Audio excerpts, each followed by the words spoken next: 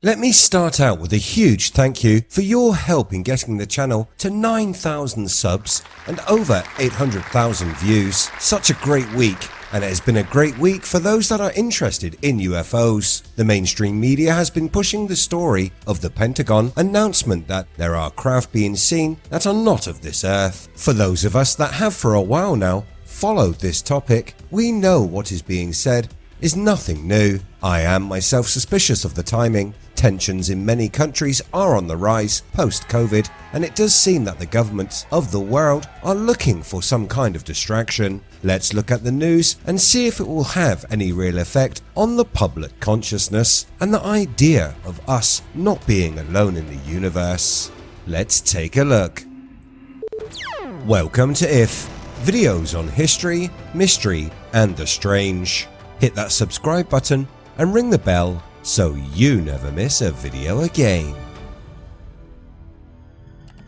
The TV, newspapers, internet and just about every type of media has had a talking head discussing the press release from the Pentagon saying that they have no idea where the UFOs are coming from. We know they're there, said Luis Elizondo, who had previously investigated UFOs in a secret agency within the Pentagon. Elizondo has been working close with former Blink-182 frontman Tom DeLonge and has made several claims that the Academy to the Stars group, which he is involved in, is in possession of irrefutable proof of that these mystery crafts are indeed from other worlds. The group claims to have obtained exotic material samples from UFOs. It is still not known what precisely the materials the Academy has are and whether they can be linked to the 3 videos of unidentified aerial phenomena that a spokesman for the Navy recently revealed to be legitimate and were first popularized by the Academy.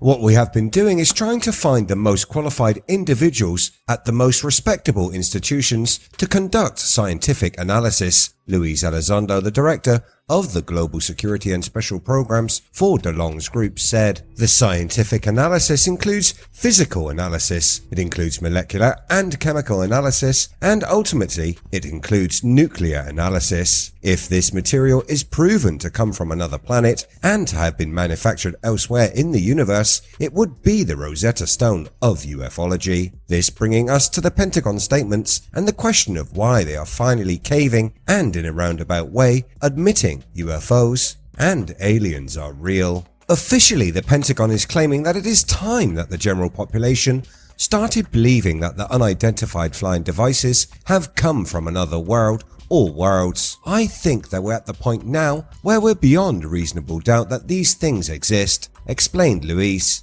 a former head of the US Advanced Aerospace Threat Identification Program, which was tasked with investigating UFOs. Elizondo made the comments in an interview with the Live Science magazine. He went on to say, "We know they're there. We have some of the greatest technology in the world that has confirmed their existence." Elizondo's ideas and the latest rounds of public statements come just a few long months, thanks to COVID, after the US Navy released a number of tapes showing videos captured by its aircraft on operations of mysterious UFOs. The pilots who captured the footage can be heard commenting on the object, which has come to be known as the Tic Tac, and claimed that it wasn't obeying the normal laws of physics. Elizondo is now calling for the world leaders to not only take the possibility of UFOs seriously, but also have a plan in case the unexplained objects do not have good intentions. This, I think, is a little pandering, as it is well known that for a good number of years, militaries around the globe have drawn up plans if there were to be an alien invasion. There's something in our sky and we don't know what it is. We don't know where it's from. Is that a problem?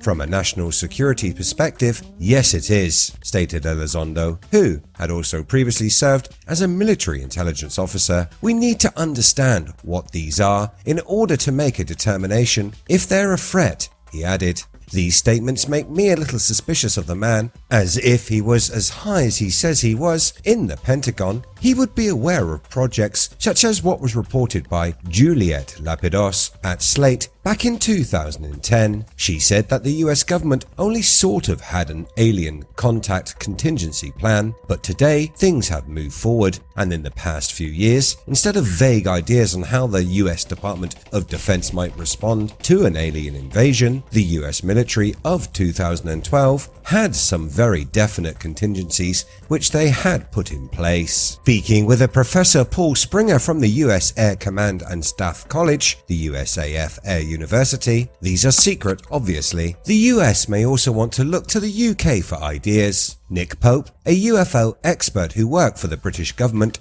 outlined how he thought the government and military would respond to an alien threat. His prediction would see the UK ally itself with NATO and the United Nations and use our Air Force and Navy to hammer aliens with missiles. Nick argues that we'd have to rely on our nuclear defenses as a last resort, but even then, we'd almost certainly be outgunned by our interplanetary conquerors. The war plan advises that we should also develop a biological weapon to deal with living invaders or use powerful energy pulses to disable their invading ships. Either way, our prospects look pretty bleak. Shortly before his death, Dr. Stephen Hawking warned of alien contact. Hawking spoke publicly about his fears that an advanced alien civilization would have no problem wiping out humanity the way a human might wipe out an ant colony. He noted that human beings have a terrible history of mistreating and even massacring other human cultures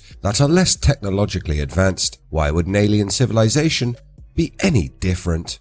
This brings us back to the recent events with Elizondo, specifically pointing out that many of the UFOs appear to be using technology that was beyond the scope of human capability. For example, many of the objects appear to be flying at hypersonic speeds, as well as performing maneuvers that would have subjected the pilots inside the aircraft to 700 times the normal pull of gravity. Humans can only endure 9 times the normal pull, and that's for a few seconds maximum. These craft are either protecting the occupants from the effects of gravity, or who or whatever is inside is a lot hardier than us. Elizondo hopes that the world leaders will now take notice and either take the threat of UFOs seriously or offer some explanation for the odd and reoccurring phenomena.